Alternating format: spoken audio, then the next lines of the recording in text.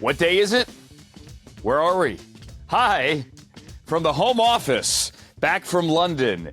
It is the Bark Tank presented to you by Sugardale. My name is Andrew Siciliano. We thank you for liking, subscribing, sharing, however you're consuming this podcast in audio or video form. Loving it as much as we love doing it. It was a tough one. I mean, what do you want me to say? It is a long way to go to lose a game the way the Browns did. Like, there's no good feeling after a loss, whether it's at Huntington Bank Field and you have to jump into your car and drive home, or whether it's in His Majesty's United Kingdom of Great Britain and Northern Ireland and you have to hop on a plane and fly all the way back across the Atlantic and come back home. When you lose like that, it's tough. When you give up a touchdown with under 30 seconds to go and you allow the Vikings to march down the field, when you expect the defense, the number one defense of the NFL coming in, to get off the field, it's tough. We felt it as much as you did, and I know that I've used that line before. We felt it as much as you did. We, meaning Nathan, Gerard, all of us, Gibbe, up in the booth, because I was super confident. Now, I'm a Sunday morning optimist. I've said this 1,000 times for years, going back to the Red Zone channel or now. I call my old man on the way to work. My mom always picks up the line as well at home. Hi, Mom. And I say, here's how we're going to win today. I was beyond confident. Yesterday, with the Vikings down 3 starters on the offensive line, I thought the Browns' D-line would force turnovers, and there were 2 turnovers. You win the turnover margin and battle. 2-0. You get 2 different running backs to fumble. Well done. And I knew Dylan Gabriel would play well. Knew Quinshon would run well. In the end, the Browns just couldn't close out the game. And that is why this one is as disappointing a loss as I can remember. No, look, week 1, gut punch. This one, for a number of reasons, feels a little bit different because of what it would lead you to. I want to go back to the Charger game a year ago. Could you go there mentally for a second? Remember, the Browns had just come off the huge win over the Ravens. They were feeling good about themselves. People still didn't know who and what the Chargers were, to be honest with you. I wasn't sure that I was a believer that this was a good enough team, the Chargers, that is, to make the postseason. And I thought, look, if the Browns can beat the Chargers, you then go into the bye, and then you head to New Orleans against a team at that point which was reeling and likely to fire its head coach. And you're like, there's a path here. And this game felt the same way. If the Browns had won this game, look, Dylan Gabriel played well. Quinshon ran well. If they had won this game, then you come back home, you feel good about yourselves. Yeah, if you're sleep deprived, big deal. You go to the Steelers next week, look at the rest of the division. And we'll do that a little bit later in the show. By the way, the Hall of Famer Joe Thomas said to join us in a little bit. I should have said that right out of the top. Andrew, be a broadcaster. The Hall of Famer, the great Joe Thomas, joins us coming up shortly. If you'd won this game, then you go to Pittsburgh kind of feeling the same way. Look at the Ravens. Look at the Bengals. I mean, look, win it, get to 3-3, find a way in Pittsburgh, and everything is great again. 3-3 is not great, but you hear me, right? Alas, it didn't happen. All right, so Kevin Stefanski has given his Monday press conference after getting back home. Full disclosure, the team charter landed shortly after 1 a.m. at Hopkins. It's a long way to get back to the airport from Tottenham. About 1 a.m., players are not in on Monday. Back to work coming up on Wednesday. Kevin Stefanski handed out the flowers to Quinshon Judkins, who had the first 100-yard rushing game for a Browns running back. I should have said this during the game. I had it on my boards. I had it ready, the note. The first since, anybody? Jerome Ford in the big comeback victory in 2023 on the road in Baltimore. Remember that one? Greg Newsome had a pick 6. The Chief had that ridiculous breaking tackles run after the catch on the final drive in the fourth quarter, leading to the Dustin Hopkins field goal. It was the last game Deshaun Watson played before he injured his shoulder. Remember, he had the ankle injury in that game as well. That was the last 100-yard game. Quinshon also had like a 50-yard touchdown called back on a legitimate holding call. Isaiah Bond, that was a hold. But Quinshon, guys, is the real deal. Nathan put him in the same sentence as Nicholas Jamal Chubb in the broadcast. We're not there yet. I'm not there yet. But, dude, he runs with power. He runs angry. You get to that edge, he can turn the corner. He can turn on the Jets. He already has 3 rushes of over 30 yards in 4 games, and he had the long one callback. So really it's 4. Devon Achane last year had 4 of those in his first 5 games. So that's the most ever for a rookie. Honestly, Quinshon basically tied it, but that one was called back. Harold Fannin caught his first career touchdown for Gabriel. It was his second and then later his third to David Njoku. Malik Collins played his tail off. He had 2 sacks. He had 5 pressures. He has 3.5 sacks in his career. On the season. Basically, he's guaranteed 5 every year. Look at him throughout his NFL career as he's bounced around. He is a veteran inside pass rusher for hire. He was also disruptive in the run game as well. Really happy to see David Njoku get in the end zone. He always is the loudest man in the room.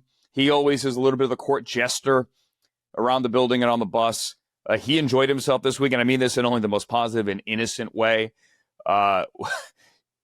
He was blasting some music when we landed early Thursday morning in London. He never got jet lagged. Let's put it that way. Never got jet lagged. He had a lot of people there to watch the game. Thought it was very, very cool that David got in the end zone. He's always working hard in the run game. It's good to see him get a little payoff there and a little taste of the end zone. And his celebration was absolutely fantastic. Can we talk about the stadium a little bit? So this was my first game in London. For years, I couldn't go. I was always in the studio doing the Red Zone channel. Whenever the Rams went, and I worked for the Rams for a while, whenever they went, I couldn't go. So I'd never been to a game in London. Amazing experience. That stadium, Tottenham Hotspur Stadium, is unbelievable. Spoke to the commissioner, Roger Goodell, on the pregame show on the University Hospitals Cleveland Browns radio network. And he pointed out, and others had pointed out to me earlier on Sunday, about how whether it be the Bills or the Commanders or the Bears or whomever, a lot of teams have used that stadium, especially the home locker room. Browns were the home team. That locker room, unlike anything you've ever seen, as a model as they look to build their new facilities. What a cool stadium. It's the first stadium in London, first stadium outside the NFL that was built specifically with the NFL in mind. The Spurs play. They're an EPL team, North London. But when they built and designed their new stadium on High Road, they did so in conjunction with the NFL so that they could seamlessly convert it to an NFL facility with NFL-sized locker rooms and the such. They did a fantastic job. The environment was really cool. Jason Sudeikis was there, and who plays Coach Beard? I'm drawing a blank. They were both down there on the sideline before the game. He had like Oasis sing-alongs, Don't Look Back in Anger, and that's how I'm kind of viewing the entire game. I'm looking back, Don't Look Back in Anger, Andrew. That was going on during the TV breaks. It was really cool. There are a lot of Vikings fans there, to be fair. They played there a year ago. It's 3 out of 4 years for them in London.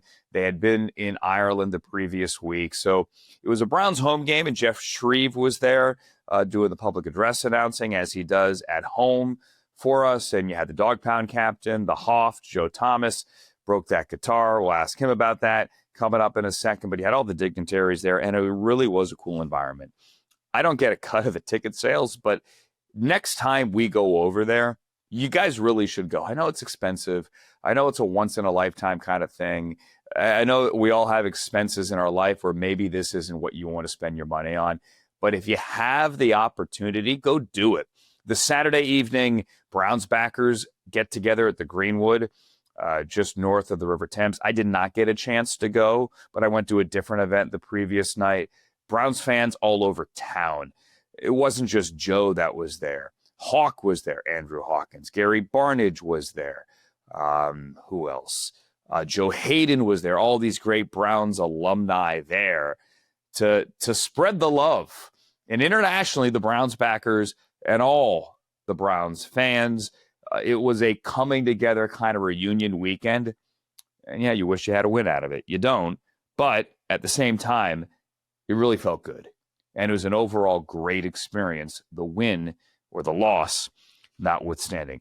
Real quick thought here about Dylan Gabriel. He played well. And if you do a Twitter search here on the football cognoscenti, as my friend Dan Hansis likes to say, the people that know ball, let's put it that way, they all agree Dylan Gabriel played a really good game. The moment was not too big for him. Now, what happened on the final third down, the miscommunication with Jerry Jeudy or Isaiah Bond, that's a tough one. Yeah, but watch him hold the safety and hit Njoku for the touchdown. Watch him march the Browns down the field and hit Harold Fannin for that first touchdown.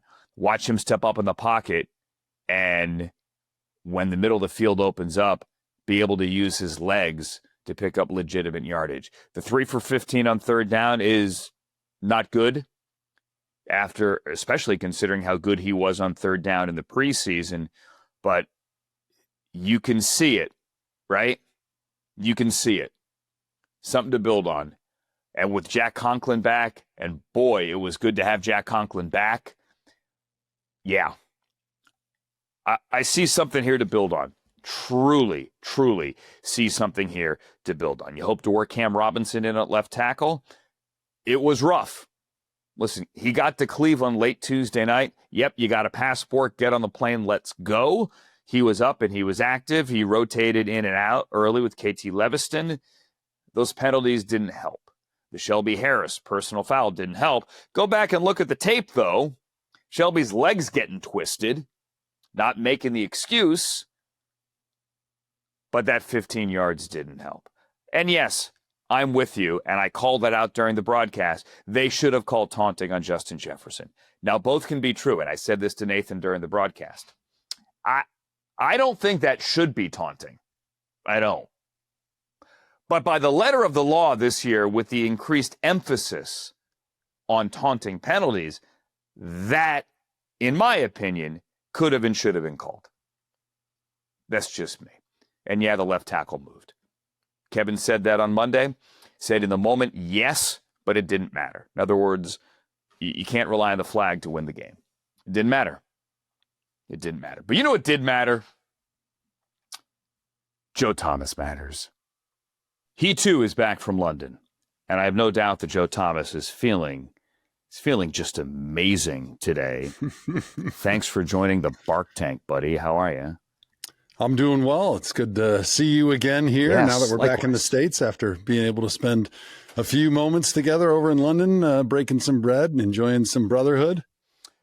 It was amazing. Always enjoy the time. It was good to see you. Always good to be back. I feel like you're a man of the people, both domestically and internationally, as I was saying before in the opening part of the show. And no matter where we went, whether it's like an official or unofficial Browns function or just dudes hanging in the street with a pint of Guinness, everybody recognized the Hoff. That was cool. It provided a lot of free Guinnesses on my trip in London. And the one thing about Browns fans is they are loyal, they are passionate, and they want to hang out and have a beer together. So it was a match made in heaven overseas. 3-4 days for me over in London, and I had an amazing time. And it was also really fun being able to have a nice dinner with you. I think we had one of the best steaks I've ever had, a beautiful experience at Brat. And so it was all in all a really awesome trip, I think, other than the outcome, which other than that was a big part of it. But other than that, it was a great trip. So because you mentioned it, and I mentioned it off the air to young Gabriel producing this fine broadcast here, you mentioned the steak because you're the cattleman here. What kind of hunk of meat was it? Because that thing took up half the table. Could you put it into proper terms? So I'm not sure of the breed. If I had to guess, it'd be like some massive Hereford or maybe even like a Chianina, which is the largest breed of cattle on earth, famous for the Bistecca Florentina. If you ever go to Italy, they have those big famous ribeyes that are like the size of a manhole cover. And this was a similar type steak. And I think usually you get a 1,500-pound steer, and that's what your steaks are made of. This had to be 2,200 pounds when it met its demise, because between the three of us, we barely were able to eat one ribeye, and it was easily double the size of any ribeye that I think I've ever eaten before. And they definitely rolled us out of there. And I don't think I ate the next day after that incredible actually. feast. I didn't have breakfast. I did not eat the next day until dinner. Hand up. That's the truth. Did not eat the next day until dinner. And now, granted, there was also we had pigeon skewers and there were mussels on toast. I mean, it sounds like we're flexing here in the meal. We had a great time, and a great time was had by all up until the game. Tottenham was great. You and Rondé were great up on the big screen there. The facility is amazing. I was blown away by Tottenham and the entire experience there. Is the first stadium that was built in collaboration with the NFL for a true NFL experience. That checked every box. The Browns locker room, the entertainment. It was good to have Jeff Shreve there, our PA announcer, and that big freighter horn, that thing on third down. And you as the dog pound captain, man, how was that? That was awesome. That was really cool. I've got to be a dog pound captain once here in Cleveland, and that was really incredibly special. But it was a bit of a surprise for me because when we got to London, it was not really part of the plans. I think the Browns had thought, because they're the home team, that we could do the dog pound captain and the guitar smash, but they didn't let the cat out of the bag until I was there. And I think we were able to figure out if it was going to work within my schedule of doing the sideline work with Rondé Barber and then doing some NFL Network hits. So I'm really happy that it worked out because it was definitely one of the highlights for me of my post-playing career. That's being great. able to get out there in front of the fans on foreign soil, wearing my little cabbie hat and smashing that guitar and hearing the crowd's response. It gave me those feelings that I think you only get when you're a player and you're walking out of that tunnel and you're going on to the field as a gladiator. So it definitely kind of scratched some of those emotions, and it gave me those tingles that I used to get when I was going out on that field with my helmet, with my orange helmet, to go play a game. That's awesome. And I did not know that. I knew you would have loved it, yes, but I didn't know that it brought that response out. And to be honest with you, I didn't know you were going to do it. So Saturday evening, I was in a long Uber ride back out to the Grove where the Browns were staying, as you know, which is like an hour away from the city, with we'll call him a senior Browns official. And he said to me, well, who do you think's going to be the dog pound captain? I assumed he knew. Maybe he didn't know, or maybe he did know. Maybe he was quizzing me. And I thought about it for a little bit, and I started going through the list of all the former Browns who were in town. It was a great list. It was Joe Hayden. It was our boy Hawk. It was Gary Barnidge. It was a cool list. And I said, you know what? Joe's final game, for those that don't know, your final game where you got hurt was the week before the 2017 game at Twickenham. And I said late at night in that Uber, I said, you know, it would be pretty cool to bring it all back full circle. Now that we're here in London again, that would be a pretty cool moment. You know, I didn't even think about that until you just mentioned it. Obviously, I knew that I missed that game in 2017, but it's pretty neat to think about it now that it has come full circle there, being after 10 and a half years, not missing a single play. Of course, I got hurt against the Tennessee Titans next week. The team and my whole family, which had already planned the trip to London, traveled over across the seas and played the Vikings in Twickenham. And I was in a hospital bed watching the game. But so, yeah, to have a triumphant return with a healthy elbow and to be able to go out there with the guitar smash is an awesome moment. And the Browns did a great job capturing some really cool pictures. So once I get back to Wisconsin tonight and I get a chance to see the family and show them that video, I know they're going to be jazzed, because I'm not sure if you get to see that when you watch the TV broadcast. I doubt it. I think it's just within the stadium. So haven't really had a chance to talk with them because of the time change yet. And so I don't even know if they know that I was the dog pound captain, but I did keep the smashed guitar. I was able to fit it into my bag. So I'll be bringing that home, and maybe I toss that on the table. And that's my welcome moment that, hey, by the way, guys, I did something pretty cool this weekend you may not have heard about. Wait, you got that through customs? Okay. They didn't stop you? Well, they with didn't that? check my bag. It's still in there, so I'm not sure what they thought that could have been, but it flew. This is a weapon? It was okay. It could be a weapon. I'm glad they didn't pull it from my bag or pull me aside for any extra cavity searches. Good. All right, we got that. We got that back into the country. The game here, like, are you as stunned as Nathan and I were upstairs that the defense couldn't get off the field to end the game? I was shocked, and I mean, if you're the Browns going into that game saying, hey, Dylan Gabriel's going to play mostly mistake-free football, they're going to have the lead in the fourth quarter with just a couple minutes left in the game, and it's all about just getting the defense to stop Carson Wentz from going the length of the field and scoring a touchdown, I would say we're going to be in pretty good shape. Yeah.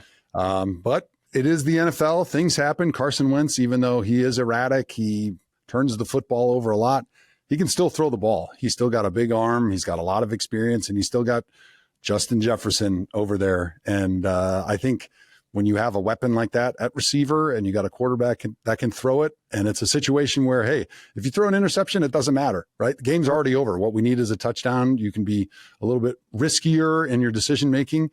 You're going to get the best version of that offense. And of course, Jordan Addison was out there. He's another great weapon. I think he was the guy that caught the game-winning touchdown on the sideline. And it's disappointing because if there was one thing that you felt like you could count on the entire season, it was that defense. It was the pass rush, and then it was the coverage with our two great cornerbacks. And it didn't work out on that last drive. And I think that's probably overwhelmingly the most disappointing moment coming out of London, because you feel like your rookie quarterback in his very first experience in the NFL played well enough to win, and your defense wasn't able to close it out for you. Yeah, which is stunning. And on all weekend, I told people pretty confidently, like, they're going to win this game. Not saying, like, there's no way they're going to lose this game. Of course, there's always a way. But I thought the Browns defense would get to Carson Wentz consistently, and that Dylan Gabriel would meet the moment. I figured there might be a turnover. I mean, Brian Flores against a rookie, that would have been okay. But he didn't. He played turnover-free football. Big picture with the quarterback, because you got to take the next step, and the next step is against Pittsburgh. Forget about the atmosphere and Mike Tomlin and everything that defense brings. Just how the heck do you get the ball to a wide receiver consistently? That's the most befuddling thing, because if you consistently look, Harold Fan and David Njoku are doing their thing, the backside of the backfield, whether they're in checkdowns, you got to be able to stretch the field, and the protection was better. Certainly, it helped to have Jack back in a huge way, but they're still not stretched in the field, Joe. Yeah, we're still not throwing the ball down the field at all. So at the very least, just taking some shots, just getting those safeties to back up a little bit. I mean, we've got a speedster with Isaiah Bond. We feel like Jerry Jeudy's a good weapon down the field. Even if you don't complete those passes, you've got to take a few chances. You've got to make the defense a little bit nervous, get them to back up a little bit, because they are concerned about getting balls thrown over their heads.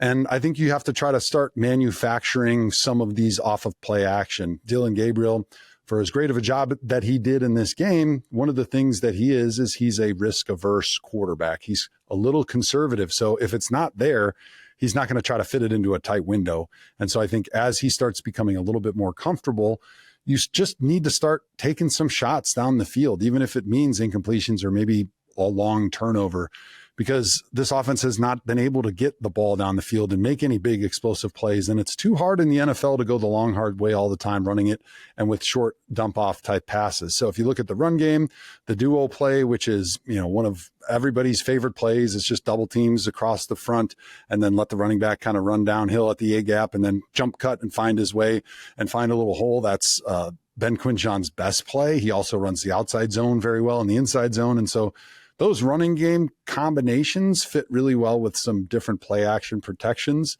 to be able to get those speedsters on the outside time to get down the field where you're not putting a lot of pressure on your tackles in traditional drop back pass pro.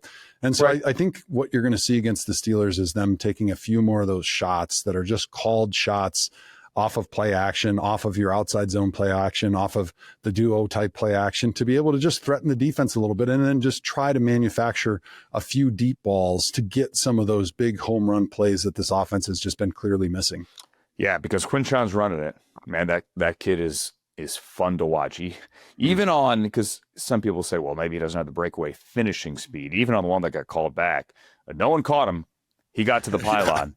And unfortunately, that one did not count, but he gets the first. This blows me away. The first 100-yard game for a Browns running back since Jerome Ford in 2023 in that game in Baltimore of all weeks. All right, real quick. Last 30 seconds, you have a plane to catch. So Bo evidently gave you the nickname Hoff, the Hoff.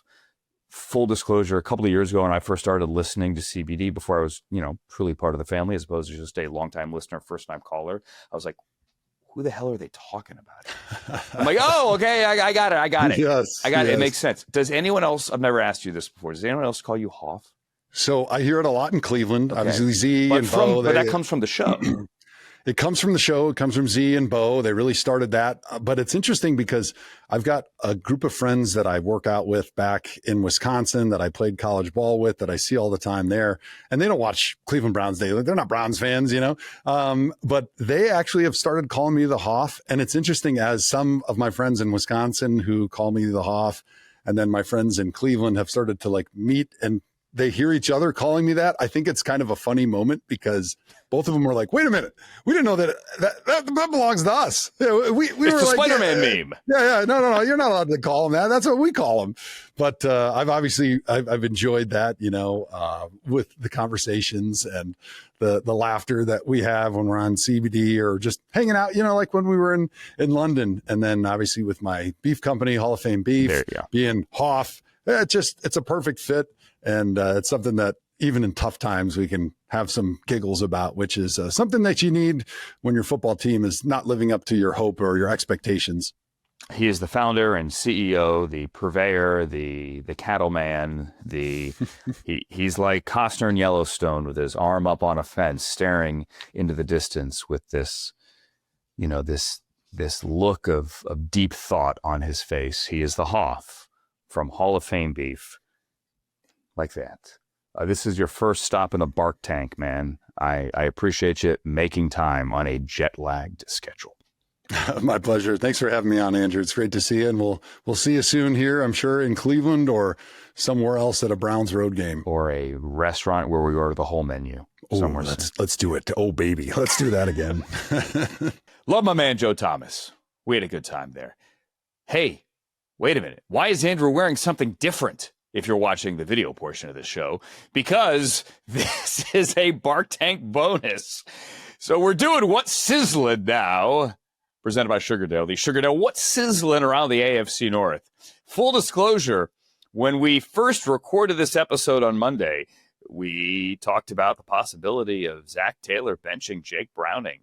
But we need to come into the Bark Tank bonus because breaking news, the Browns just traded Joe Flacco to the Bengals. Is this thing on? It is. Look, I've been surprised before. I've been stunned before. This is all of the above. A couple of things. Listen, number one, I'm happy for Joe Flacco that he's going to get, evidently, a chance to play again. I love Joe Flacco. I truly do.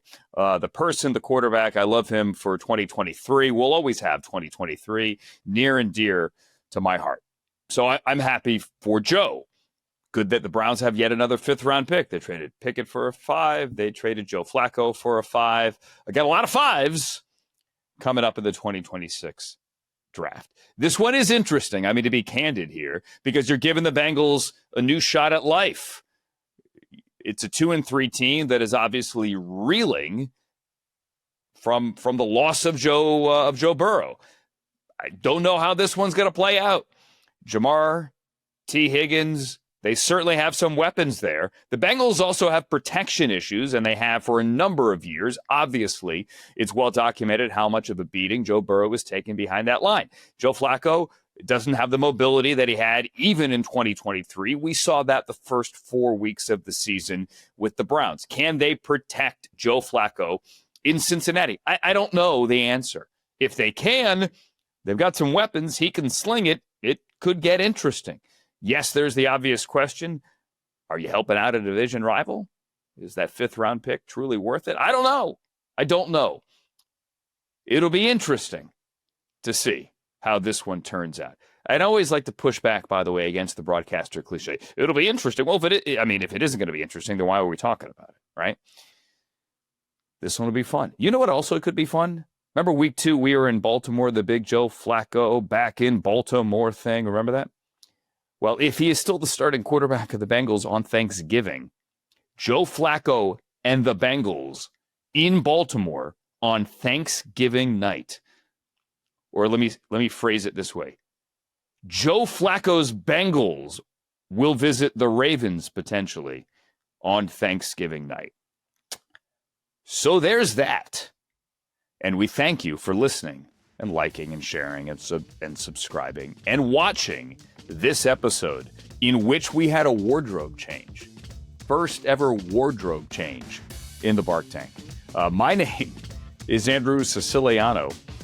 See you next week after the win over the Steelers.